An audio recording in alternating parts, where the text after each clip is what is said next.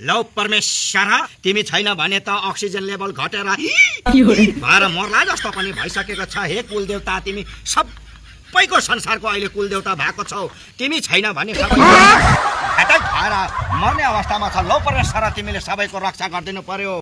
तिमी नै यो संसारको सबै छिपिएको पटपट फुट्नु आँटेको यो 60-70 वर्षको बुढी आइमीहरूलाई पनि बाटोमा तिमीले हापेन लगाएर नाच्ने बनाउने बाध्य पार्ने बादल वर्षा बिजुली गुण भुल्यो पित्तलको सुन पायो होला भन्नेमा नचाउने पनि तिमी। होइन कहाँ गयो यो धुपौरो लिनु गएको मान्छे? छिटाइ जा कोइला लिएर यहाँ कुलदेवता रिसाइसकिसक्यो। लु ल्याइदिएको छु धुपौरो। यहाँ राख।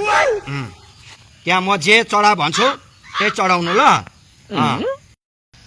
ल गाउँघरमा सबैजनालाई हजारमा एक्लो बनाउने पनि तिमी। अर्काको बुढीहरूसँग यो गाउँको मरद मान्छेहरू लाग्ने, अर्काको बुढाहरूसँग औरतहरू लगाउने पनि तिमी। तिमी त यो गाउँ संसारको सबैभन्दा सर्वश्रेष्ठ भएका छौ। तिमीलाई आजदेखिको एकदम सिन्दुर लगाएर तिमीलाई पुजेको छौँ, एकदम नाममणित्व गरेका छौँ। आजदेखिको तिमी एकदम दिल खुस भएर बस्नु। यो संसारमा त अब तिमी छैन भने त कोही पनि बाँच्नु नसक्ला जस्तो भएको छ। सर्वश्रेष्ठ भएको छौ।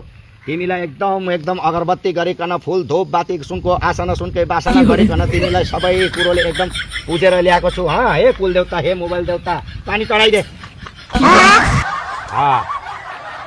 70-65 वर्षको बुढी मान्छेहरूलाई 30-35 वर्षको जवानी बनाउने पनि तिमी। 70 वर्षको बुढो मान्छेहरूलाई 20-22 वर्षको जवान बनाउने पनि तिमी। केटाकेटीहरूलाई सबैलाई कुलतमा लाने पनि तिमी। तिमीबाट कसैले राम्रो ज्ञान सिक्दैछ भने तिमीबाट कसैले नराम्रो ज्ञान सिकेर संसारको भ्रष्ट भएको पनि तिमी। संसारको अहिले सबैभन्दा एकदम भगवान बिर्सिसकेको छ मान्छेले। तर तिमीलाई उठ्ने बेलामा, हिँड्ने बेलामा, सुत्ने बेलामा, खाने बेलामा, हग्ने बेलामा सबै टाइममा तिमीलाई मान्छेले पुजिरहेको छ, तिमीलाई याद गरिरहेको छ। हे मोबाइल देवता, हे कुल देवता, सबैको घरको तिमी कुलदेवता भएको छौ। अहिले तिमी कसैको घरमा छैनौ भने घरमा कला झगडा हुन्छ। तिमीलाई हेर्नु पाएन भने बुढाबुढीमा झगडा हुन्छ। तिमीले गर्दाखेरि आफ्नो घरको बुढी चाहिँ अलाछिना जस्तो, अर्काको बुढी चाहिँ मालासिना जस्तो देख्ने शक्ति पनि तिमीले प्रदान गरेको छौ। पानी चढाइदे।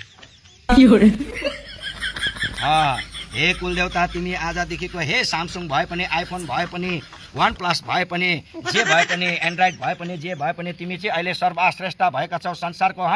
केटीहरूको गोजीमा बस्ने पनि तिमी, केटाहरूको गोजीमा बस्ने पनि, सबैजनाको ससुराली र टाढो बनाउने पनि तिमी, गाउँघरमा एक्लै बनाएर बारको चेपमा दाँत देखाउने पगला बनाउने पनि तिमी।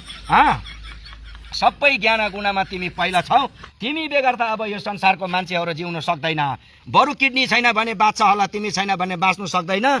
तिमी बेगर त